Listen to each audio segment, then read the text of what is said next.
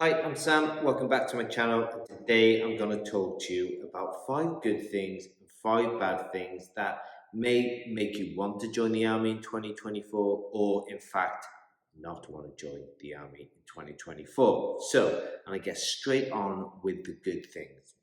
And the first good thing is accommodation is cheap. Yes, you might be in a 10-man room. More than likely, you're going to be in a single man room once you finish training. However, accommodation is cheap. You might be paying £40–50 a month to stay in your own room. Or if you have a family and you move into married quarters, you're probably going to be paying around £200–250 a month, potentially a little bit more, depending on the quality of your house.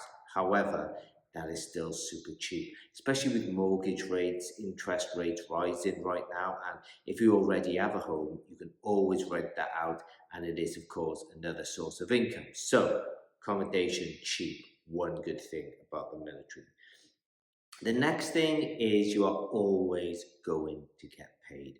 You will always get paid. Even if you're downgraded and you're on the sick, you're always going to get paid. You might, however, after like a year or so, consistently being downgraded, unable to really do anything, go on exercise, on operations, and do your job, you might get booted out of the army, but that can take anything up to a year. And by that time, you're going to probably be over that medical downgrade anyway. So you're always going to get paid. Throughout the coronavirus, anything like that, if that was to happen again, you're going to get paid right the way through it. Next one, cheap travel, like super cheap travel. You can go on adventure training to any country in the world within reason at 10% of the price that you might be paying to go on holiday there yourself through commercial airlines and through commercial booking travel agents.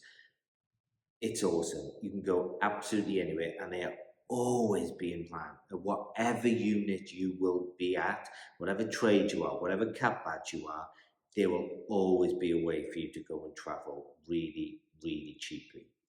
The next one is education.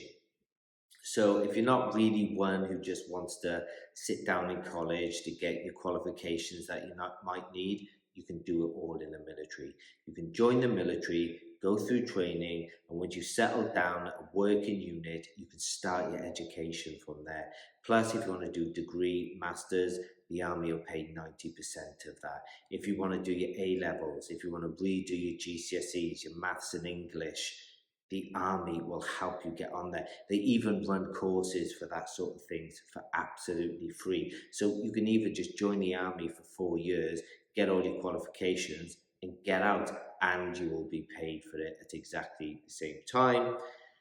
Last one, point five for the good points. I'm not going to make this video too long at all. I just want to get my point across.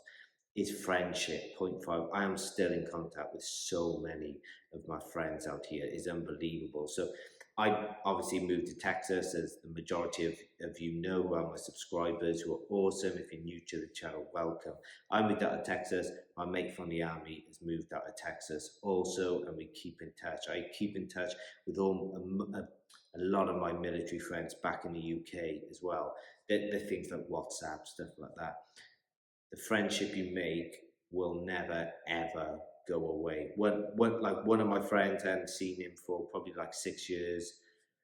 Go to his 40th birthday, and it's like we literally saw each other every single day for those 6 years. The camaraderie, because you go on tour with people, you go through some pretty hard times with people. The camaraderie will always be there, and any one of them will help you out, no questions asked. There's 5 good things that might help you. Now I want to move on to 5 bad things, because I want this video to be equal and not people to comment saying that I'm only I'm only doing the good things. So here are the 5 bad things.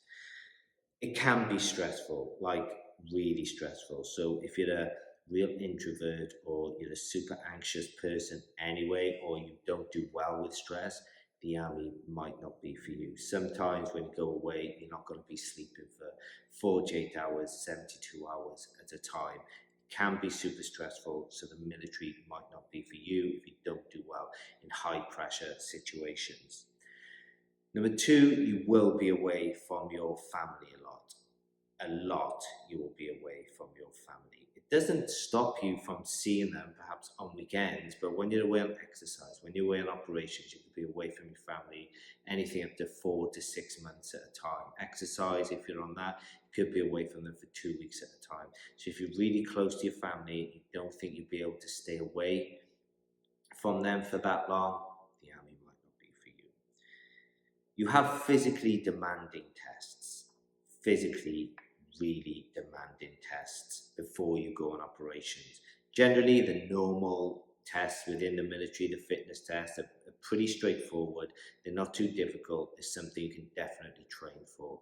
But if you're not the fittest person already and you really struggle with fitness or you hate fitness, the military might not be for you either. So you've got to think about that. Bring yourself up to fitness, certainly before you apply to join the military. The days are very structured, generally, very structured, and you will get told what to do, how to do it, when to do it. If you don't deal well with that, the military definitely isn't for you. The days will go from very early in the morning sometimes to very late at night. Constantly someone in your ear. Not all of the time, but sometimes. If that is the case and you can't handle things like that, just don't join the army. The last one is when you do sign up, you'll be signing up for 4 years generally. So once you get through basic training, you'll get given an amount of time whereby you can then get out to the army if you don't like it. So that's good. But once you're in and you've passed a certain amount of time and the army invested money into you and your training, you ain't getting out. So it is a big commitment, anything up to 4 years before you can even get out to the military. So if you're sitting on the fence right now, what I would do is go to the Army Assessment Centre, see how you get on, and if you think, yeah, I enjoy it, go for it. If you are still undecided at the Army Assessment Centre, the army may not be for you, you may want to wait a year or two. But those are the 10 things which I believe will help you make a real decision on whether you want to join the army in 2024. If you have any questions, drop them in the comment section below right after you've liked and subscribed. Take care.